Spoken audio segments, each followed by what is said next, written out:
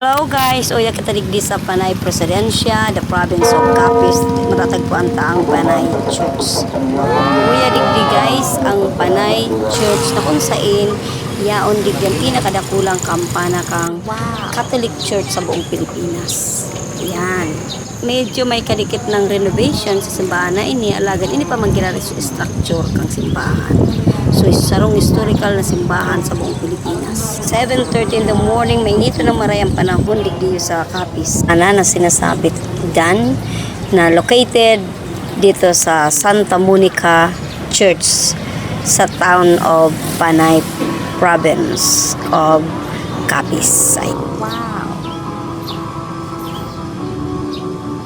So, dyan guys, nakalaag ang Lakulang Kampanaryo. Para mailing taon sa laog. So, ayan. Tapos na ang misa. So, magayunon ang laog kaiyan.